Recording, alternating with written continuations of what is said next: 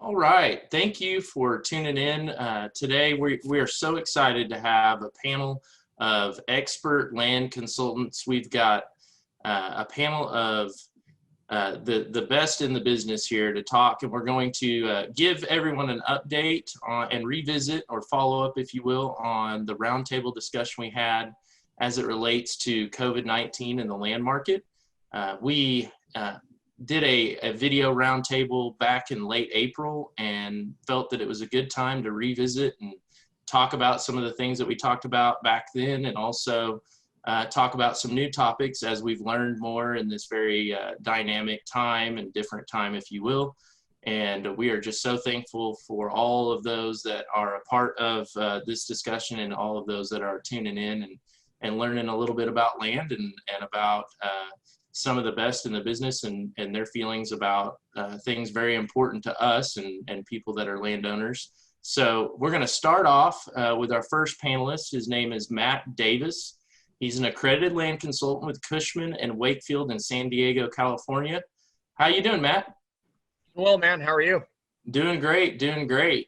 Hey, thank you so much for joining in with us and giving your thoughts and insight as it relates to COVID-19 and the land market. Yeah, not a problem. Happy to be on. All right. Well, just a few questions, and we want this to be a conversation too. So if you have anything to add, feel free. First question: how is the pandemic continuing to impact commercial and industrial land there in San Diego? I mean, at a high level, not specific to San Diego, but the best data point I recently heard was from RE which is a national publication that tracks number of real estate data, but most specifically to us, track land sales over 10 million in value for commercial or industrial development. And they just came out and noted that the first half of 2020 saw a decline in sales of over 50% from last year. And not surprisingly, the transaction volume really fell off the cliff kind of March to June. So early and, through the pandemic.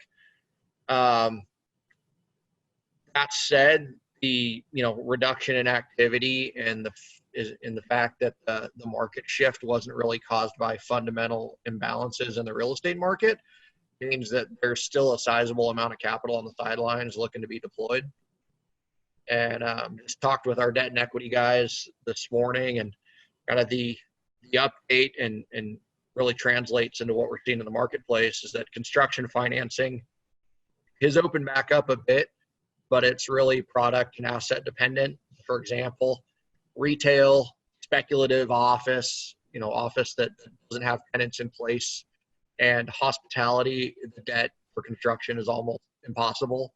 Whereas retail and office with strong pre-leasing and quality tenants that are viewed as COVID resistant is possible, but still difficult. And industrial, even spec industrial with no tenants in place and well-located multifamily is still very doable as people see those spaces continuing to do well. And not surprisingly, where that debt is available is where we're seeing activity in the market for land.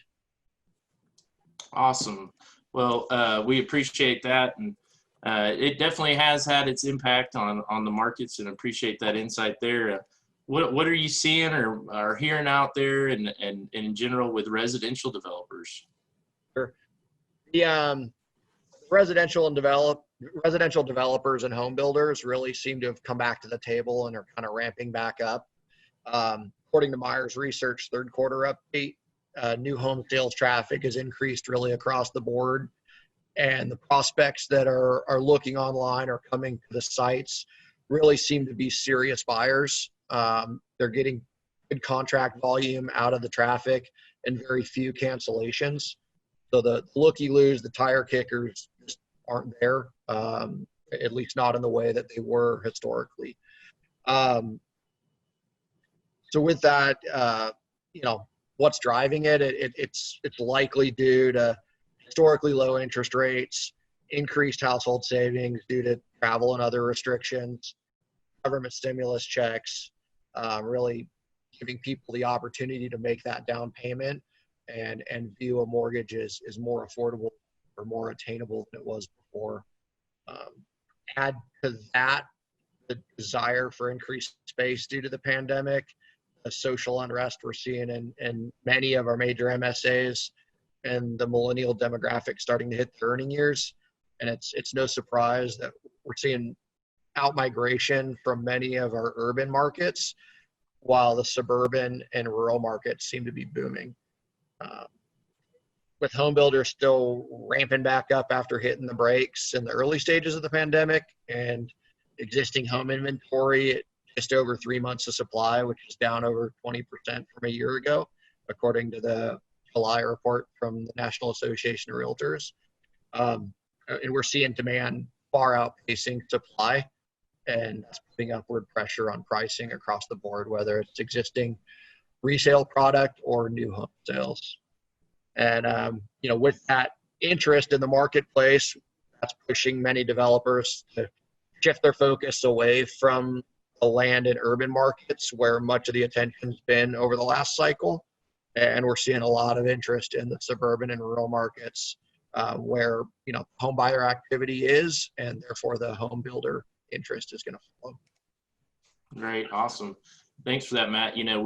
We definitely hear and have you touched on supply and demand, and that's something that, we've been hearing a lot, that we are in a low supply and a high demand. And have you seen have you had clients, through some of the economic impacts, needing to do a fire sale or liquidate? Have you seen much of that? We haven't, which I suppose is fortunate for our clients' sake. I'd say that at the moment there does seem to be a bid-ask price gap. So the buyers seem to think that there should be a discount because of the pandemic. I've heard anywhere from 10 to 30%. If we're talking about hospitality, it's probably 30 to 50%. But sellers don't necessarily feel that pain at the moment.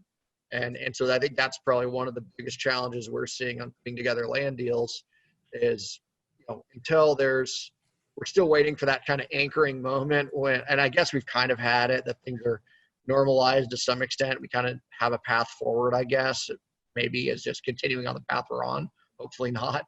But with that, it's just going to take some time, I think, for either sellers to feel distress or buyers to come to reality that there's not going to be a correction in the pricing.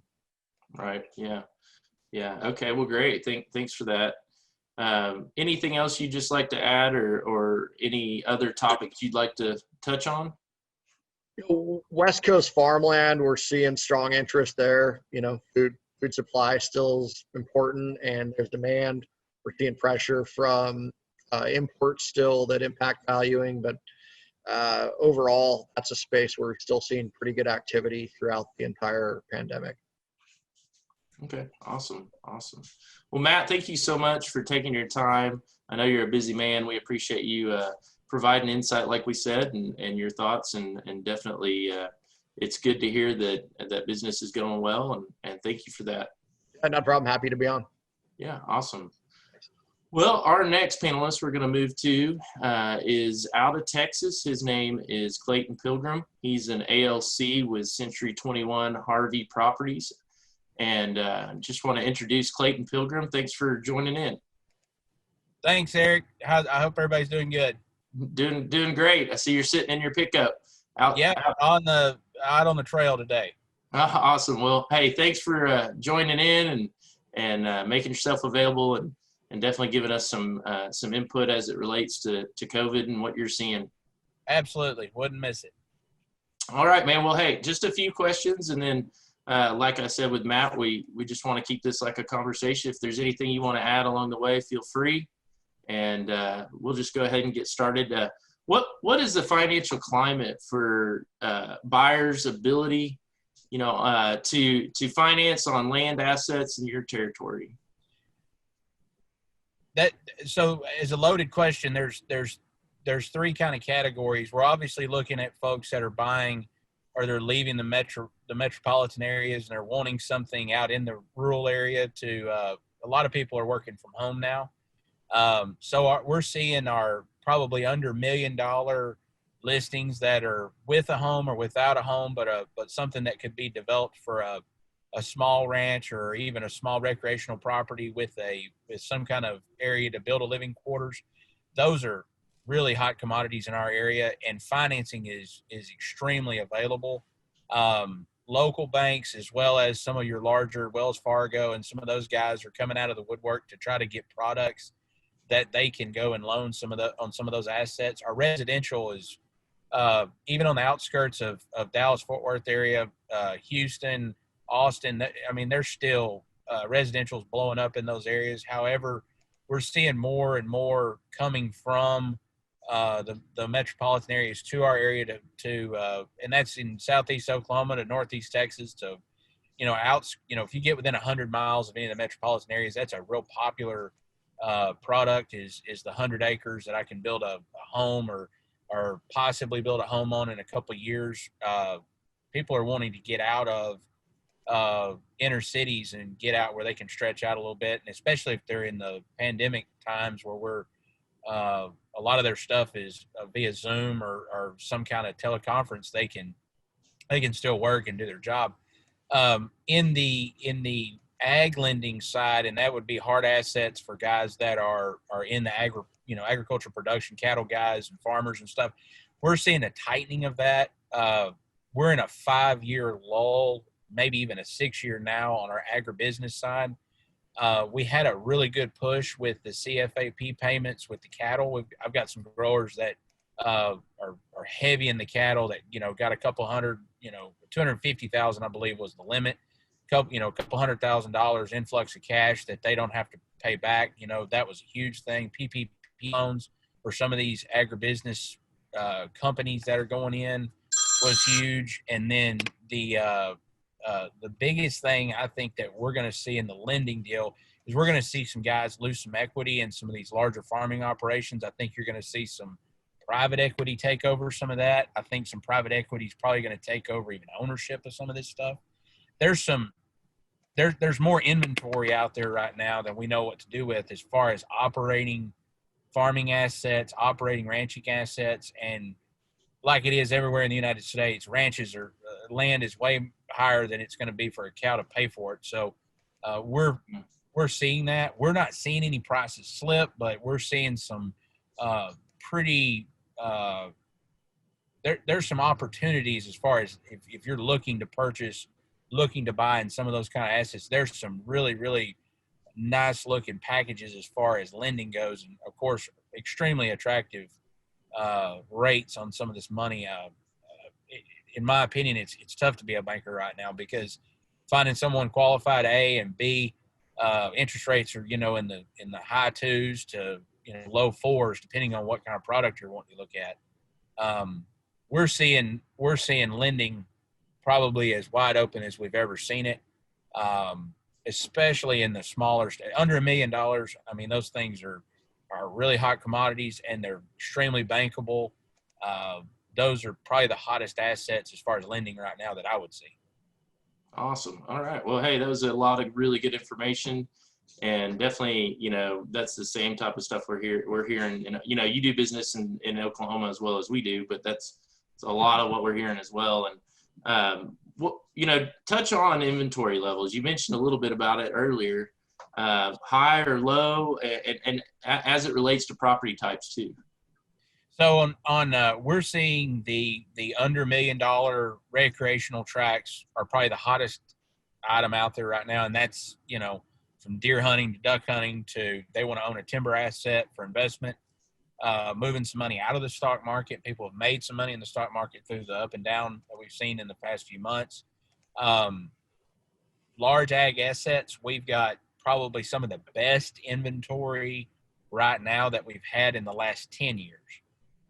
And that stretches from down in the coastal bend all the way up into East Texas, from irrigated land to dry land, farmland, to grass places for cattle, to transitional grass places that are, getting within that 60-mile range of Dallas. there's a lot of opportunity. There's some people that are, and prices are holding. They're not, we haven't seen any fire sale yet. I was really surprised. We've moved some recreational tracks just recently in the past couple months from listing prices in the 6 millions all the way down into the 600,000s that traded pretty fair and brought a lot of money. And some were financed, some weren't. But as a total, I would say inventory, especially on $1 million+ properties, is definitely high right now. And people are testing the market a little bit. There's some out there that need to sell. But I think as an overall, I think we're way up on listings, but things are starting to move. It's not surging. It's not Katie bar the door, hold everybody, but it's definitely a lot more, I guess you'd say, hot market than I thought it was going to be, say 3 months ago. It's interesting anyway. A couple things you touched on there that I know myself and our business is seeing here in Oklahoma is on that recreational side, just people wanting to get back outside, doing things that are fun in the outdoors. And now they're looking at land as an option, same with, the fishing world, people getting back out on the lakes, they feel safe out in the open air environment. And I think that has a lot to do with why that's become a very hot item here lately. I would say within a 100-mile radius of my office, there's probably 14 different lakes, recreational lakes. Out of the 14, I would say probably 75% of those are where you can buy a home lakefront with a boatable dock. Those you cannot find that. Those products come up, and then it's everywhere from 400,000 to 5 million, and they literally are falling off the shelf. And it's a lot of metropolitan area people coming out of those cities, and you see them coming from condos to nice homes to, they want to get out of and be able to be, and then you see it in these ranch transactions that we're doing, that they're more and more and more. I had probably 3 phone calls yesterday of 100 to 200 acre buyers that are they're in the market looking to get out of the quarter to half acre subdivision that they're in North Dallas right now. So it's crazy, but I think we're going to see a tighten up of the inventory on the lower end stuff, because there's just so much of that out there that's usable, that can be sold, and that's attractive to buyers. We're going to continue to see our farm assets get more and more inventory until we get a price break in our corn and cotton and soybean market. We've had a little bit of help there, but that's probably the biggest assets that we have now that are in the market that are really good buys are your working farm assets. Right. Yeah. Both you and Matt, our previous panelists, touched on no real fire sales to this point. We're seeing the same thing here as well. And then you also touched on, I know Matt did, on, buyers kind of coming in thinking they're taking advantage of what might be a good buyer's market. And it's just not really the case right now. At least on our end. I think the only way to say it's a really good buyer's market today is to look that there's more choices. So if you're a seller and you're in that large farm asset category and you're trying to liquidate, I think you got to make it a little more attractive. You're not going to get the blue sky prices that we saw back in the mid 2000s, but you're going to see there's some stuff going to move, and it's moving. It's just a lot of stuff's priced a little bit higher than the market can handle right now. Like I say, we could be totally different in 30 days with an ag market that could turn around. And man, there's a lot of people really sitting on the edge of their seat to see that. I know, I'm sure Kyle and everybody up in the Corn Belt is waiting on it as well, because we're the American farmer and the ag producer has been on the really on the back side of things for a while, and I'm hoping that we see that's the biggest thing we need to, in the land market, in my opinion, is see some of this stuff flip around. Okay, well, Clayton, anything else you want to add or thoughts or anything you'd like to touch on? I'm just ready for election year to be over with, and let's move on to the next one. Yeah, it's been so funny to see the 2020 memes and different things that have come out. Yeah, I hear where you're coming from. Everybody's on a hold right now trying to figure out the election, and whoever wins. But man, I'm ready. Election years are always tough, and especially whenever you're talking investment type assets, everybody's cautious. Awesome. Well, Clayton, hey, thank you so much for joining in. Great thoughts, great insight. Really, really do appreciate it. Thanks for taking the time out of your pickup to give us some good thoughts there, buddy. Anytime. Y'all be safe. Awesome. All right. Well, we're going to move on to our next panelist. He is our very own national president of the REALTORS Land Institute. His name is Kyle Hansen, an accredited land consultant out of Nevada, Iowa. And he's with the Hertz Real Estate Services. And Kyle, thanks for joining in with us. Hey, thanks, Eric. Appreciate being on and having the opportunity to discuss the impact of what's happened and update everyone out there. Yeah, great. Well, we really do appreciate it. And thanks for taking the time. Like with the other panelists, just a few questions, and feel free to rabbit trail a little if you'd like as well. And again, we do appreciate you joining in. My pleasure. All right, just to get started, the first time we held this roundtable, there was a lot of unknowns in the Midwest land market. What has happened since our last roundtable? There at the end of April, 1st of May. Yeah, the first time we spoke, it was very slow. We saw a big grinding halt to the land market here in the Midwest through March, April, and even into May. And we really weren't seeing a lot of sales that were taking place that would give us any indication of which direction the market was going. We saw some sales that were a little bit softer than normal, but then we again saw some higher quality pieces that brought more than what we had anticipated. The month of June really was kind of a turning point where it seemed like everything was starting to get back to normal from a volume and from an inquiry and from the buyer's side. So we saw a lot of activity in June and have continued to see that into July and August now. It's really been picking up, and we've sold a lot of transactions, had a lot of farms trade hands. Used to sell a lot by public auction with an auctioneer in front of the room crying the auctions, and the method of sale has changed a little bit more to listing medium and lower quality properties versus the auction, and do private treaties. So it's more or less how the market has changed, is just the method of sale and how how the volume has been affected, as a lot of land was taken off the market because of COVID, and it really delayed some people's responses and decision making on whether they wish to sell at this time or wait until later on. Yeah, definitely a lot of indecisiveness in some sorts as people are watching what's going on, and they have their concerns, and I think that's where the REALTORS Land Institute is able to step up and provide a lot of good information to those people and help them make educated decisions. So Absolutely. And I mean, there's been a few different times where you've changed the use your experience and use the education that we've gone through REALTORS Land Institute to help negotiate better sales than what we might have if we didn't have that education. It just makes you think a little bit more about different sale methods and how they might benefit the actual sellers themselves. I had an opportunity to represent someone that they didn't want to do a public auction. They really wanted to have their tenant buy the farm. And in typical fashion, you'd probably say, hey, we'll sell you the farm at this price.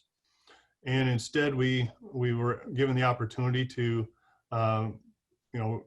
ask them and say, what, they want to sell it to you. You please provide what you think the farm is worth, and we'll see if we can't work this out. And we were able to receive a price beyond what we had originally anticipated the farm to be worth, because they didn't want to have the competition in an auction type of setting. And so instead of pricing it to them, we let them bring the price to us. but we gave them a certain time period to make that offer.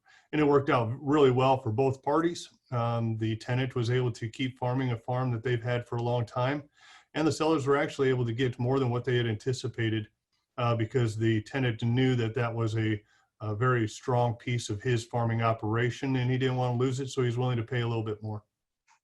Great. Okay, it's great to hear when it works out for everybody. That's right. Yeah. So tell us a little bit about the recent weather event in Iowa there in your area. Yeah, it's we had a really tough month of August here. We had a weather event called a derecho come through Iowa, and what that is basically strong straight-lined winds, and we had winds that were clocked over 140 miles per hour here in Iowa.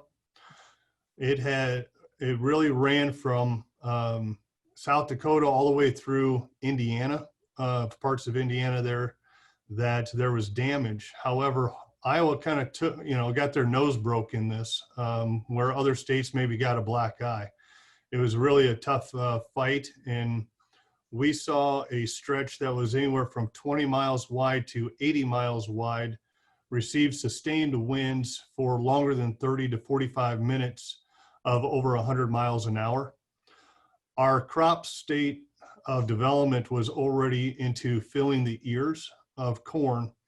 So I would say I think the last time we heard there was roughly almost 9 million acres of corn that was laid flat, completely on the ground, bent over, and is not correcting itself. And almost 3.5 to 4 million acres of beans that were damaged in the storm.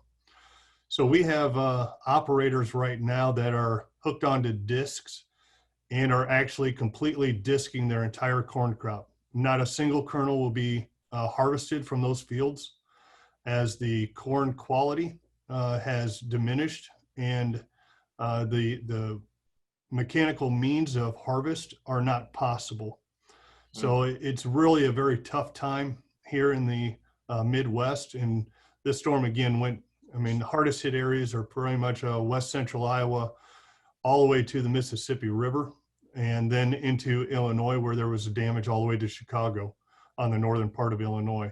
But the sustained winds is what really hurt different parts of Illinois and stuff. They had damage, but the winds were only for 5, 10, 15 minutes, where it was not for 30 solid minutes over 100 miles an hour. Wow. And thoughts and prayers to those that were impacted by that. And how's it impacted the land market? Well, unfortunately, it puts us back in the boat of where we were in April when you asked what COVID was impacting land prices then, is because right now we don't know. I can tell you that a lot of farmers not having the ability to harvest their crop, make a living, it's going to be tougher for them to pull the decision or make the decision to bid on properties that are coming up in their areas. Right now, they're just trying to survive. Additional damage, just my company alone, we lost for our 2,500, I guess we're up to about 2,700 clients that we manage over 600,000 acres for. And we lost over 130 grain bins just in 2 offices that were hardest hit. Wow. A lot of our commercial elevators lost grain bins. One co-op in particular had, I think, 35 or 40 bins that would hold 300,000 bushels that were completely leveled. And so it's going to be a very long and drawn out harvest season. First off, that we have to get the crop that is able to be harvested out of the field. And secondly, we have to find a place to store it. It's going to be very difficult for a lot of people. Obviously, when there's always something bad that happens, there's some good that needs to come out of it, or you hope to have come out of it. And right now, all we can say is that the commodity prices are slowly rebounding, are slowly coming up just a little bit to help out. But yeah, it's going to be kind of a wait and see right now from a buyer's attitude. 70% of the farms that are sold in Iowa and are purchased by farmers And so we understand that the market could be a little bit slower this fall, and method of sale may change again to determine what's the best method. However, another bright side of it is that even though this 20 to 80 mile swath through central Iowa and eastern Iowa was hurt, there's still a lot of buyers out there. It's been mentioned by Clayton as well as Matt that there is a lot of buyers that are looking for farms. And again, right now our inventory is still low. We are rebounding. We're seeing a little bit more of activity, but you know, it's going to be interesting to see how that weather event truly affects certain markets, because there's obviously it's location driven. In other areas, market is strong. Yeah, and here we are rolling into what typically in the Midwest, the fall months is a high sales time. Maybe hard to say, but what do you think, in terms of volume and activity, what's that going to look like? Volume and activity, we were fortunate with COVID that came and kind of shut things down during a typical slow time in Midwest farmland sales. Going into the high sales period and peak period for sales here in the Midwest, we feel like the market is still, solid. It's going to be extremely location specific. The strong buyers, the quality of land, all of that's going to play a major factor. And it makes us sharpen our pencils. It makes us really analyze the neighborhoods that these properties are coming up in and see how well, suited the area is to handle this. If we know that there's an area that has been able to harvest crops, even after the storm, they may have had a little bit of damage, but still able to harvest a crop. It may not be impacted quite as much as if you're in an area where everyone was hit extremely hard and had to completely disc their crop under. So it's just going to be a location specific event. But from volume, I'm actually surprised with the amount of volume that is starting to pick up, at least in my office. We're seeing a lot of interest and a lot of desire to list properties. And right now we've got sales coming in. So just today had wrote up 3 sales agreements before I got on the call. And so it's staying extremely active right now. And I think we're set for a very busy fall season in sales. That's great to hear. Yeah. Okay. Kyle, any final thoughts, advice, to Midwesterners, especially as it relates to the land market? My one takeaway would be, if you have land in the Midwest, reach out to a local expert, reach out to an RLI member or an ALC, and get an opinion if you are trying to make that decision to sell or where you want to go in the future. Reach out and get a local expert's advice and opinion on whether now's the right time or not, because it is going to be so location specific. There's going to be areas that are great to sell land in, and there's going to be areas that might be a little bit more of a struggle depending on the characteristics and the quality of your property. Yeah, right. Yeah, and the uses as well, like you touched on earlier. So, all right. Well, Kyle, we appreciate you so much joining in with us. Thank you so much. And you have yourself a great day, and we're going to go on to our next panelist. And thanks a lot, Eric. I appreciate it. Yeah, Kyle, appreciate you. All right, we've got Justin Osborn here with us out of Durango, Colorado. Thanks, Justin, for joining in. We're going to talk a little bit about recreational land. Yeah, thank you, Eric. Appreciate you being moderator again, man. This is really educational listening to these guys talk. Yeah, it is. That's one of the best parts about being the moderator is getting to hear all the input, advice, great thoughts as it goes around the whole U.S. here, and from true experts in their field. All right, well, Justin Osborn, we just introduced you, but he is an ALC as well. He's the 2020 Future Leaders Committee Chair. He's with the Wells Group, real estate brokerage out of Durango. And, we're going to refresh a little on recreational land and COVID-19. So Gonna go ahead and jump in with the first question. You know, what is the current state of the recreational real estate market across the Rocky Mountains? Man, it's crazy hot. I've been doing this 18 years, licensed in both Colorado and New Mexico.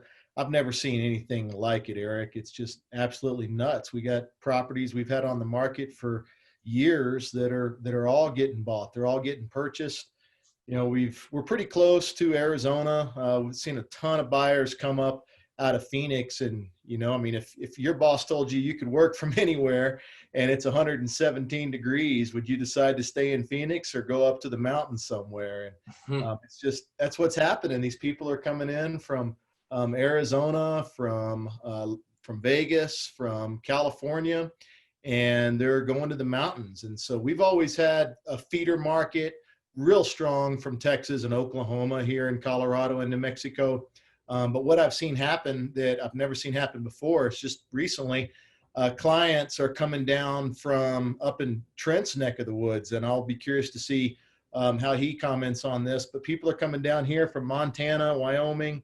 I got some clients right now looking for high-end home in Durango coming out of Boise, Idaho, and they're saying so many people are coming out of California into Idaho that it's driving us out of Idaho, and we're wanting to get in smaller areas. And so when you've got these people coming from, you know, where there's 300,000 people per square mile to areas where there's 20 people per square mile, it really affects the market. So it's interesting to hear Clayton talk about inventory being up in certain parts of Texas.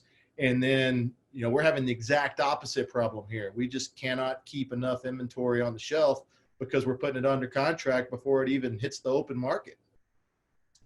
Wow, that's a stark difference right there, and interesting to hear about, you know, just the folks, you know, migrating or moving out of California into different markets and how that's directly affecting yours. Man, wow. Anything else there that, you know, as it relates to COVID particularly, do you think has attributed to that? Yeah, definitely. I mean, we're seeing more people work from home. And so, you know, if there's high-speed internet and you're in a pretty area, I mean, I'm extremely blessed to be in the market that I'm in, you know, where we've got 1 minute we can be showing high desert ranches in, you know, northwestern New Mexico, and the next minute we could be showing, you know, ski condos at Purgatory or Telluride. And so when you've got such a broad territory and pretty properties, people flock there when they've got high-speed internet and they're working from home. And so, yeah, the COVID impact has been a lot stronger than I thought. You know, when we did this, I don't know, 4 or 5 months ago back in April, we were shut down. You know, we couldn't show houses. We could still show land. And there was some smaller tracts of land moving from people just wanting to escape and kind of get out there, you know, doomsday prepper type stuff. But I had no clue that we would already, I mean, my office, we're almost past what we did all of 2019 for volume. And here we are 9 months into 2020 in September. And so it's just been crazy what COVID has done for our real estate market here in Colorado and New Mexico. All right. Well, you know, I think it has a lot to do kind of what we were talking with Clayton, just people getting back outside too and seeing that as a very safe way to enjoy yourself and recreate and just have a good time. And really, you know, the being stuck in the house, I think too, has a lot to do with that. But thanks for those thoughts. What advice would you give sellers and buyers, you know, thinking about selling and purchasing in the near future? Well, I tell sellers to have a plan. We've had a couple deals that have gotten hung up on big irrigated hay farms where the sellers, they didn't quite have a plan on what they were going to do with the money. And so you get sellers, especially as they get up there in age, that have significant tax consequences if they don't have a plan. And so I think that it's more important now than ever, especially, you know, when the market would normally take 18 to 24 months to sell some of these really big multi-million-dollar properties, and now they're selling in 90 days, you got sellers kind of panicking saying, oh man, what are we going to do with the money? Let's go find something But it's crazy hot, like I said, so it doesn't really make sense just to sell at the top of the market to then turn around and buy at the top of the market in the same market. And so you got a lot of sellers trying to figure out, well, what are we going to do with these millions of dollars that we're getting? And we've got significant tax consequences if we don't have a plan. So the sellers should definitely be talking to their CPAs, their financial advisors, really making sure they've got a plan, and the listing agents should strongly be encouraging that so that it makes the process go smoother. The other thing that I would encourage all, especially rural sellers, to be doing, looking at their high-speed internet options. It's a must now. There's a lot of states that have been bringing high-speed fiber optic, and they've got grants to do so. And so the demand is absolutely huge. It's just imperative that if you're trying to sell a recreational property and there's any way you can get high-speed internet to that property, it's going to make a significant just difference in how fast and how much money you can get for that property. Yeah, and similar to what Kyle mentioned, you know, finding an expert in the area to give you some good advice about, you know, buying and selling as well. And that, you know, I've heard a lot on the internet side of things too, because we've all found a new way to kind of do business. And a lot of it has to do with the ability to get on things like we're on right now, a Zoom call, being able to work from home and in a virtual format is something that I think a lot of people are realizing. I didn't need to go in an office, and now I can work from home, and it actually works pretty good. And you know, and I could do that in the mountains, I guess, and really enjoy myself. So that's awesome. Well, they can, and buyers, it's more important now than ever that buyers get hooked up with a really strong rural land agent that's representing their best interest, because they're ahead of the market. You know, we've got 35 acres under contract up in the mountains that is under contract because I met the seller on the listing appointment. He said, "What do you think?" I said, "I got the buyer right now in my pocket. They're coming out of Tucson, Arizona." We hooked up FaceTime, you know, sit there, did a walkthrough with the camera on this land, and we put it under contract with the buyer that hadn't even stepped foot on the property because of the technology now. And so if the buyers are just searching online, you know, there's some great websites to look for real estate for sale, but it's not everything that's on the market. And if you're not hooked up with an accredited land consultant or a member of RLI that's going to be looking after your best interest, putting deals together before they're even on the market, I'll tell you right now, you're just going to miss out on some of the best properties out there because they sell before they hit the open market. And so it's more important now than ever. Buyers get hooked up and get somebody representing them. And if you're looking in a hot market like where I'm at, you got to either have the cash ready, have the bank statement ready, or if you're going to be getting a loan from some of the good rural lenders that are out there, have that pre-qualification letter ready, because if you are making an offer on something that just hit the open market, you're likely going to get into a multiple offer situation where you're competing. And if you're working with a good realtor that is submitting an offer with a pre-qual letter, with a bank statement from your bank, your financial advisor, you've got a significantly higher chance of getting your offer accepted than the competition that submits one without any of that information. Wow, that's great advice, Justin. And you know, you touched on one thing that I think it's impacted not just the real estate world, but all types of services, is this technology, embracing new technology.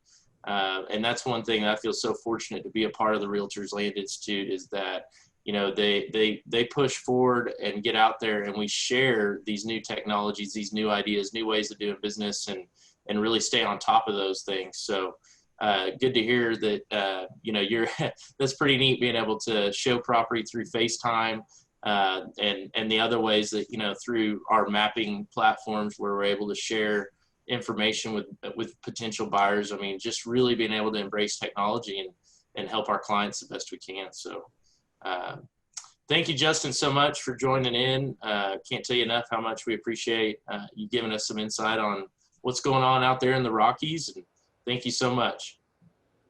Yeah, thanks for having me on, Eric. Yeah, Justin. All right. Well, we're going to move on to our next panelist. Just so happens to work here in Oklahoma with me. We're both part of Airy Land Company. I've got Drew Airy with me. He's an accredited land consultant right here in Oklahoma. Actually lives in Coweta. How you doing, Drew? I'm good. How are you? Good, good, man. I can't just get away from you sometimes. It's good to see you.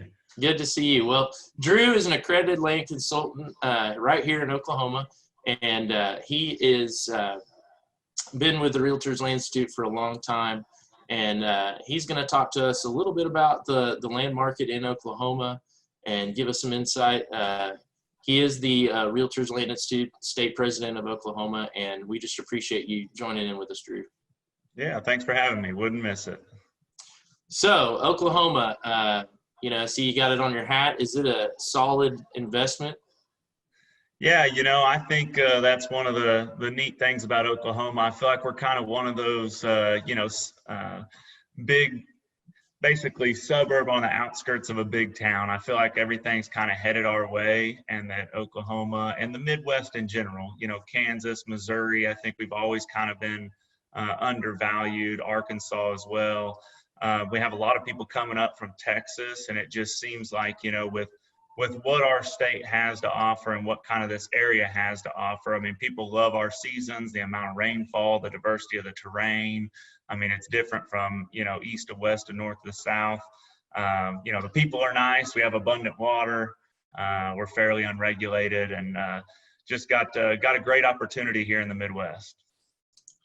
That's awesome. That's awesome. So you mentioned buyers coming up from Texas. Are you seeing people coming from, other states other than Texas?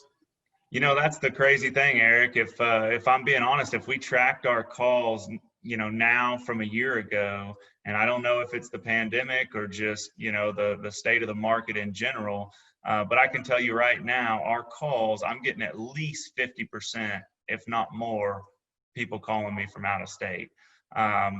Typically those are buyer leads coming either off people driving around signs or, our different websites that we advertise on.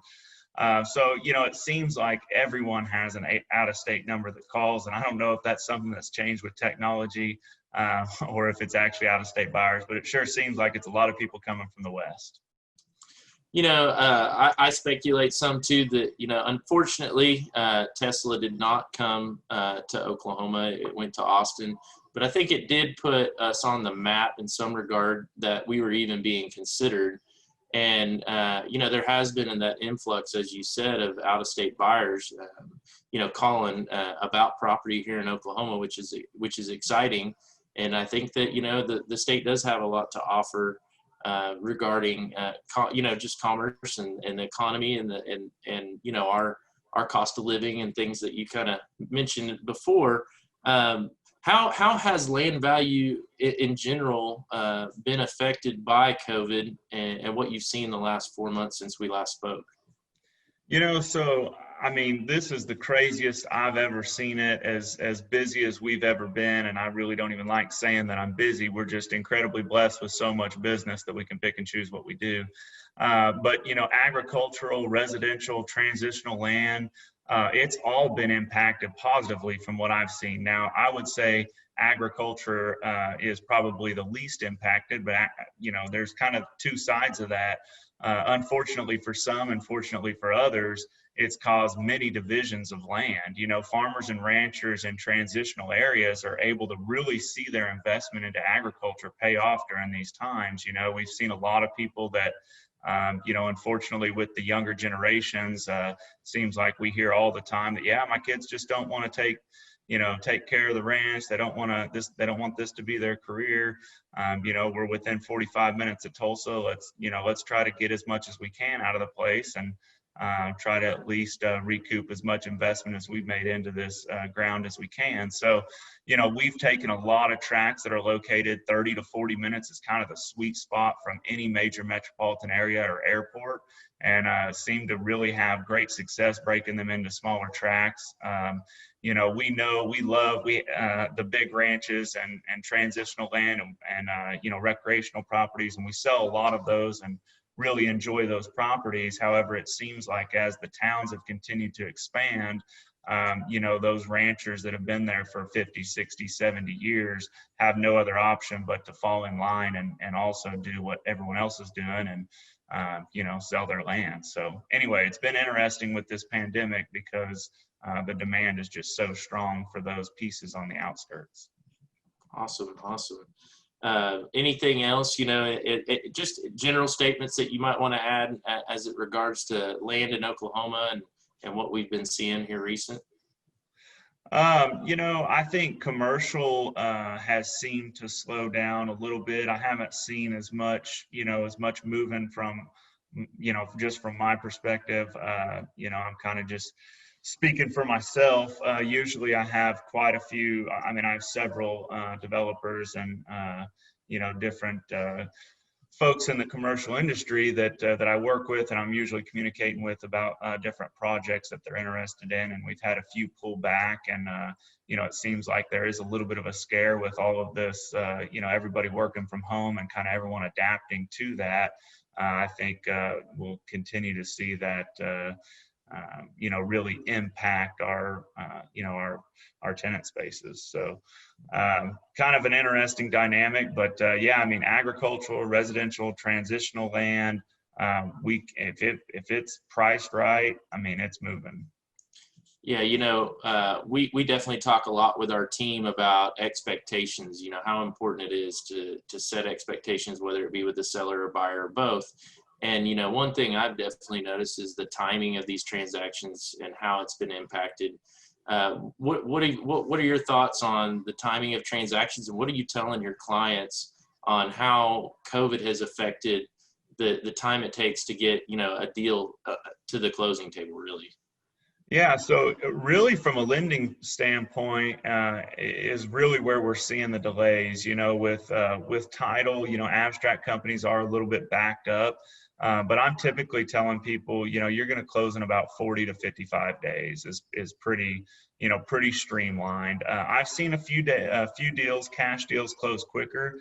But normally that's what you're looking at to get, you know, we're in an abstract state in Oklahoma, but, you know, we have to get the abstract updated and then the title, you know, title opinion done by an attorney. So there's that process, and the biggest backup is appraisers. So we've really could use appraisers in our state. I know that's pretty much across the board. But yeah, I would say the biggest delay would be the appraisers are just backed up. And then they're now also doing a lot of appraisals by not even entering inside the improvements. I just had a 123-acre ranch sell in Skyatook right off the lake, and the appraiser never went through the gate, and it appraised for $60,000 over asking, so over contract price. So kind of interesting. Yeah, that is interesting. You know, I know we've had a few lenders come in and speak, and they've talked about just, you know, with the rates being where they're at, how much, you know, the refinance has affected appraisals. And, you know, with that happening on top of how hot the market is, they're just swamped, you know. So I think it's been good for us and those that, you know, keep our thumb on what's going on to just really lay some good expectations for people, so that, you know, we don't want anyone getting nervous when transactions aren't making it to the closing table as quick as they used to. So anyways, so all right. Well, hey, Drew, we appreciate you joining in. You know, any final thoughts or anything you'd like to just touch on before we jump on to our next panelist? Yeah, no, I just appreciate the opportunity. You know, the Midwest is wide open, and there's a lot of opportunity here. Love to get some phone calls and hear from some buyers on what they're looking for. So the market's hot, and it's a good time to be selling if you have stuff to sell, and if you're fortunate enough to be connected with an accredited land consultant or someone from RLI that really understands the market, it's really a good time to buy and to make those relationships. So we appreciate you guys listening, and if there's anything we can ever do for you, holler at us. All right, Drew. Well, thank you, Drew. All right, well, we're going to move on to our next panelist. We've got Trent Lister with us. He's out of the fine state of Montana up there in the Rocky Mountains. Justin Osborn pointed out earlier that we were interested to hear some of what's going on there too. Trent, thanks for joining in. You bet, guys. Good to see you. Yep. Trent is an owner broker, as I said, out of Montana with Pure West Real Estate, Pure West Ranches, and he's going to give us a little insight about Montana. What are the current buyers in the Montana market, and where are those buyers coming from? Yeah, I think kind of echoes, really what Clayton talked about, and Justin also. I think really we've got three different types of buyers right now. We've got one group that has realized that they're not really good being cooped up in 400 square feet apartments, and they're going to do whatever it takes to get out of that and never be in it again. So we've got folks that are coming out here that don't have a job, but they're making the jump to come west and get into the mountains and just have some more space and have the recreation. The other folks we're having, like so many of us, realizes we can work from anywhere. Montana isn't the wild, wild west like everybody used to think it was, and we got great sushi and good Wi-Fi usually. And so people are realizing that, if I can work remotely, if I'm going to work at home, I'm going to work from home in Montana. And so we've seen a large influx of those folks as well as companies who have embraced going, business is continuing on. We got folks living or working from home. We don't need the brick and mortars, so we don't care where you guys live as long as we can get a hold of you. We've also here, I'm based out of Bozeman, and we've got 17 different cities that we have direct flights to every week. And so that makes a huge difference for people being able to be accessible and commute. And then the last people we have is kind of the higher net worth individuals that have maybe got liquid at the end of last year in the stocks, and we're kind of sitting on some cash. And especially with COVID, they said, we're going to make the jump. We've been thinking about buying a ranch for the last 3 years. Our portfolios have come up to the point where we got liquid at the end of last year, and now we're going to diversify into some land and something that we're going to enjoy. So those are kind of, I think, the primary folks that we're seeing that are driving markets that are changing. Right. Yeah. It's interesting because we have a current a ranch owner here in Oklahoma that's looking at possibly selling his ranch, and he's up there in the Wyoming, Montana area right now. He has a second place, and his exact comments were, it's business as usual right here in Wyoming. I don't really see the need to come back right now because we just we feel safer here right now. A little more spread out. And, that's right. It's interesting, and he's like, I'm able to conduct business and go fly fishing. Yep. Anyway, so that's really interesting. What kind of inventory is being impacted most heavily, during these current conditions? Everything across the board. I think all ships go up with a rising tide, but the stuff that we're seeing that is just staggering is that higher end stuff, whether that's a large home on a couple of acres, or a lot of it is that 10 to 100 acre pieces that Justin actually talked about and Clayton talked about as well. People realizing they just want to have enough elbow room. I got a couple of things I wrote down actually, just because I knew we were going to be visiting about it. So Bozeman's a town of 50,000, right? Our general overall area of the Gallatin Valley is about 100,000. And just talking about the high end from $2 million and above, 6 to 12 months ago, we closed 53 of those. We currently have 107 pending. So it's unbelievable what is happening in that level of the market. As a company, we have 17 offices in Western Montana. And so we see a pretty good regional feel of what's going on. Year to date, 2019 to 2020, we've taken 4.8% higher number of listings, but that listing volume is up 17%. Closed volume, same deal. We've closed 9% more units with a closed volume of 27% higher. And so we're just seeing the stuff that's been sitting on the market for 3 years is washing off the market. And so that's really what's being impacted the most, I think, is that higher end with a little bit of space around you. Gotcha. All right. Yeah. And, I think all of the panelists, whatever region they're from or are speaking on have said that there is a competitive markets in every one of those. And so, what advice or what techniques are you implementing to get your clients, offers accepted in a competitive market? Justin touched on it a little. What are you looking at doing that's really helping your clients out? Sure. Well, what we end up finding, like you said, a lot of this stuff is coming down to things that have been sitting there, and then all of a sudden we've got multiple offers on them. And so I guess the number one thing is be with an agent that is heavily involved in listings, and be working with somebody that is in the know, just like Justin said. So many of these quality properties, they're coming and going without the general public ever knowing. And so unless you're committed to one broker that knows what they're doing, that's plugged in and that's hustling, that's the number one way you can get in on some of these properties.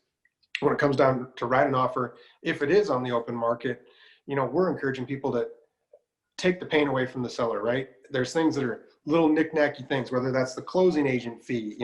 Out here, like our title company, it's $750. So we're talking $375 a side. Just say you'll take care of all the closing fees. Other things we've done is, put up some hard earnest money that says, pay for $1,000 hard earnest money and another $10,000 that's based on contingencies. That gives that peace of mind to that seller that, no matter what in this deal, I'm walking away with $1,000. Because we all know that once you're into a deal, everybody wants to get to the closing table. The hardest thing is just to get your offer accepted in this market. So anything you can do to kind of remove that pain and build confidence with the seller that you're mean business and that you're here to close, we're seeing great results with that. I don't know if you guys use escalation clauses out in your market.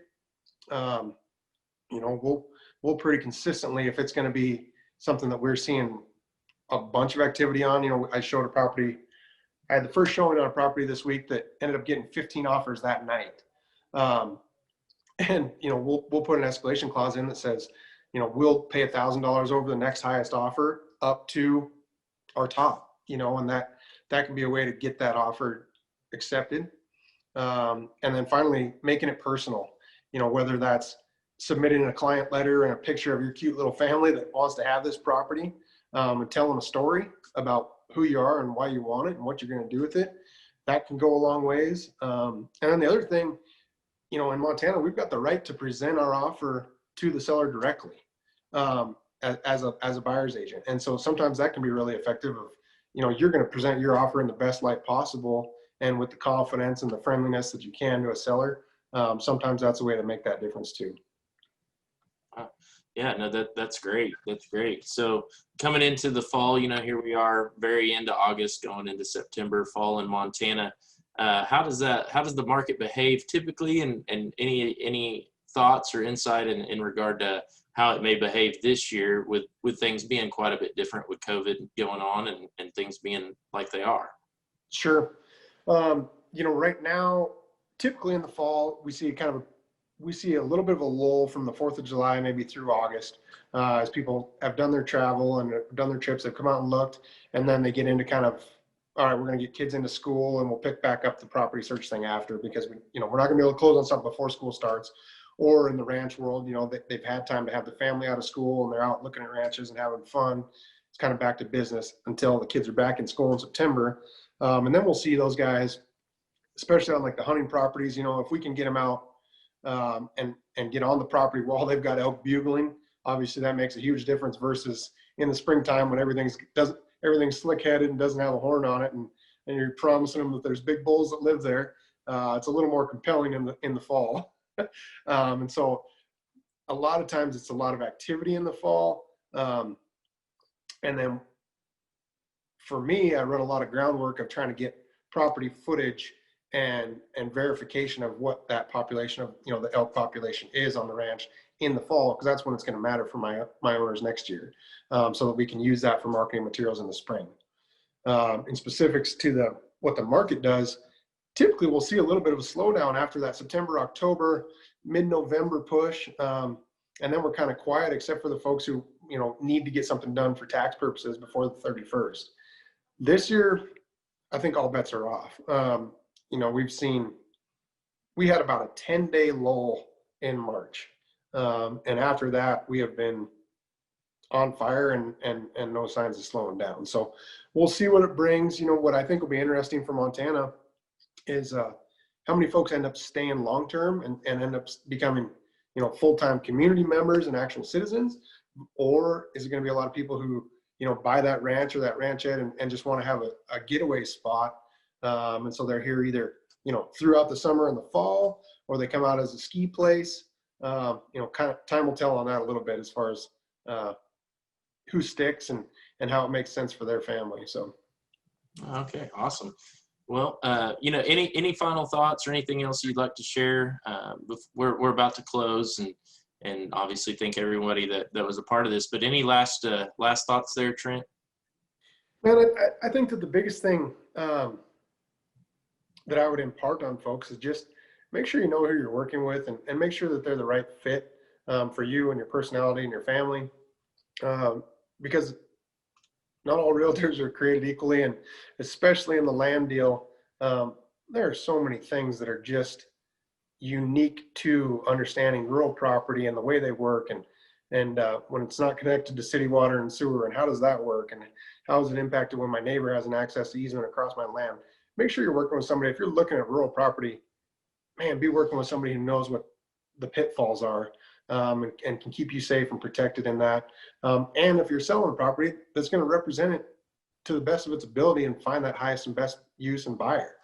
I think that especially when times are fast and moving hard, and you can't throw a rock without hitting a realtor, make sure you find somebody that's full-time and doesn't just have it on their business card. So I think most of us that are full-time in the business and are passionate about what we do and the people we take care of, that's why we have lasting relationships and lifelong clients and referrals, because we hopefully bend over backwards to make it the best experience it can be. So I guess that'd be all I'd say right now. Well, Trent, thank you so much for taking your time out, and we appreciate you and your thoughts on the market in Montana, and we really, really do appreciate your time. Thanks a lot. Good to see you, Eric. Thanks, man. Yeah, thank you. All right, well, we're going to go ahead and close. We're so thankful, and I feel so privileged to be a part of this group and be able to talk about the land market and to refresh from our previous conversation about COVID. And, you know, there's just an underlying theme that, you know, making an investment in land or purchasing land or real estate in general, you know, to have an expert, to have one in your corner looking out for your best interests is something that you hear time and time again. And, you know, to find a land expert in your market that can help you navigate, you know, uncertain times, or like we said, a competitive market, you know, please do visit RLIland.com. And there you can find access to the right land consultant, and their Find a Land Consultant tool will help you find that person. And that person that, like Trent mentioned, like really like Kyle, all of our panelists mentioned, you know, find somebody that is a expert in their field and will look out for your best interests. You know, we do want to close and definitely reach out and send prayers to those that are being affected by Hurricane Laura. You know, thoughts and prayers go out to those families, and you know, really, really do raise those people up in this challenging time for them as well. So this does close our roundtable discussion, our revisit or update on the one we did at the end of April. And just thanks to all our great panelists for taking their time to provide insight and their you know, their glimpse of their area of the world. And we just really want to appreciate them and thank you for joining in to this discussion. I hope that everyone found it very, very insightful. So thank you for that.